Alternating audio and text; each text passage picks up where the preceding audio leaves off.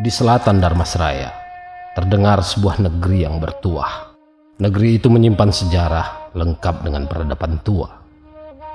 Sejarah dimulai sejak 3 abad silam, mulai dari penghuni gaib hingga pelarian seorang petinggi kerajaan tersohor di tanah Minang, Pagaruyung.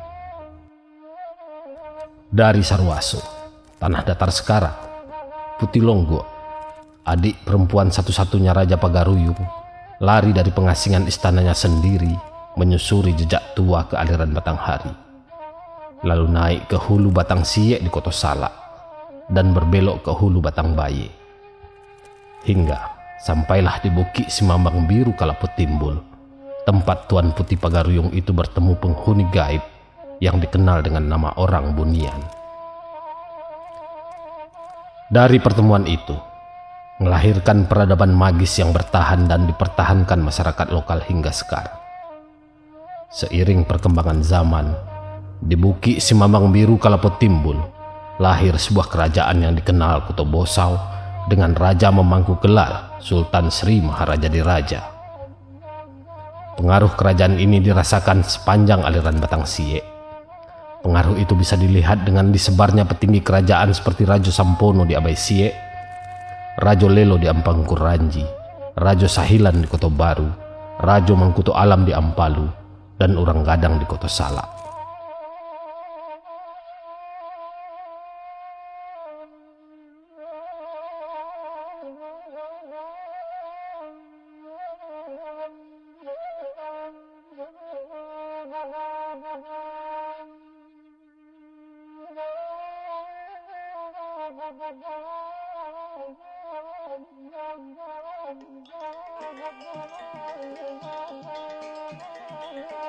Nagari Koto Besar dihuni oleh 1.407 jiwa penduduk dengan luas wilayah 15.758 hektar. Sumber ekonomi utama masyarakatnya adalah berkebun. Di sini memang tidak ada masyarakat yang bertani atau beternak karena terikat sumpah sakti masa lalu antara Putih Longgo dan kakaknya yang menjabat Raja Pagaruyung. Ketika itu, sumpah itu muncul akibat Putih Longgo menolak untuk kembali ke Pagaruyung. Sumpahnya berisi, di Koto Besar tidak bisa beternak, tidak bisa menanam padi. Kemudian, setiap sawah yang ditanam di Koto Besar selalu gagal panen. Ternak tidak bisa berkembang. Selain itu, keturunan perempuan Putih Longgo akan mati sakit perut jika menginjakkan kaki di Pagaruyung. Untuk sumpah terakhir dibalas oleh Putih Longgo bahwa tiap keturunan laki-laki kakaknya yang berkunjung ke Koto Besar juga mati sakit perut. Sumpah sakti itu baru dicabut pada tahun ketika Sultan Rizka Tuanku Kerajaan didaulat menjadi pemangku gelar Sultan Sri Maharaja Diraja. Raja muda ini melakukan langkah besar dengan mengungkai sumpah sakti yang dinilai menjadi penghalang silaturahmi antara dua keluarga besar yang terpisah berabad-abad lamanya. Bukan main senang dalam hati, lah saja dalam kiro-kiro. Prosesi pencabutan sumpah 3 abad itu berlangsung penuh haru. Kini, dua keluarga besar kerajaan Pagaruyung itu bisa saling mengunjungi dan masyarakat Koto Besar bisa mulai beternak dan bertani. Hanya saja mereka belum terbiasa untuk dua pekerjaan itu. Apalagi sektor perkebunan cukup membuat mereka hidup sejahtera. Nagari Koto Besar penghasil komoditas karet dan sawit.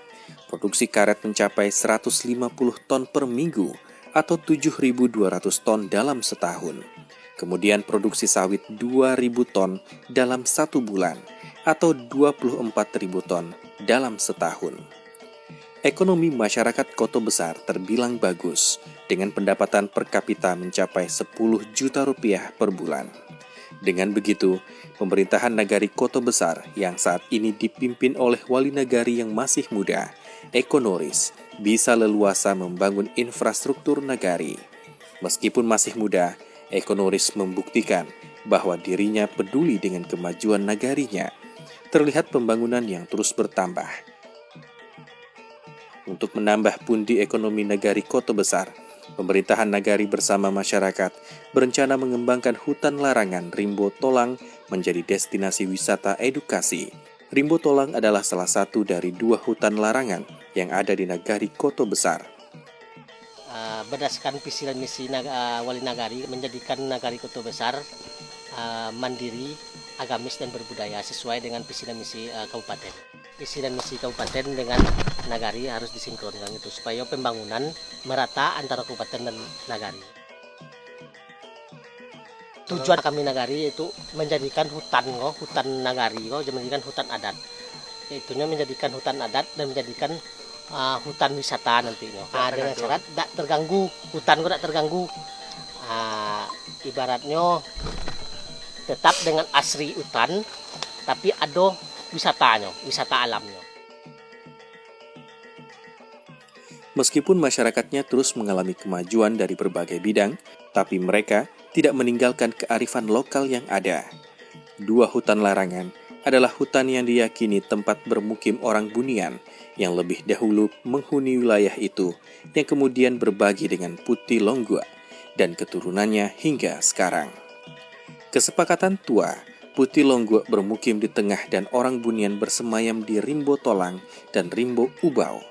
2 hutan ini posisinya mengapit permukiman Putih Longgua. Kedua belah pihak berjanji akan hidup berdampingan dan saling menjaga. Bahkan salah satu dari 4 niniak mama atau pemuka adat Kota Besar berasal dari orang Bunian. Salah satu dampak positif hutan larangan ini adalah terjaganya lingkungan.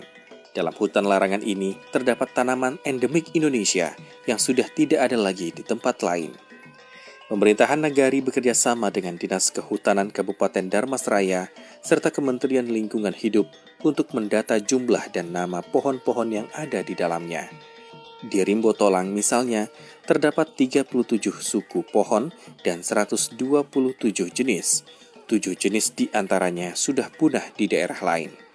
Ukuran pohon paling besar jenis Marsawa dengan lingkaran batang 580 cm dan diameternya 179 cm. Kebijakan untuk menjadikan Rimbo Tolang sebagai destinasi wisata edukasi tentu harus seizin Raja Kota Besar, niniak mama dan sanak saudara orang Bunian tentunya, agar tidak ada merasa terganggu dan dirugikan. Dengan adanya pengelolaan destinasi wisata, diharapkan akan diikuti dengan usaha turunannya, seperti produk usaha kecil menengah di bidang jasa lainnya. Selain Rimbo Tolang tersebut, Nagari Kota Besar juga punya situs makam para raja, istana kerajaan, dan situs bersejarah lainnya, serta kesenian tradisi yang bisa menjadi jualan wisata ke depannya. Meskipun Nagari Kota Besar berada di ujung Dharmasraya, masih muda, dan dipimpin wali nagari yang juga masih muda, tapi Kota Besar harus bisa lebih maju dan menjadi contoh bagi nagari lainnya. Tak kalah penting adalah ikut berperan dalam mewujudkan Dharmasraya mandiri dan berbudaya untuk Indonesia yang lebih maju.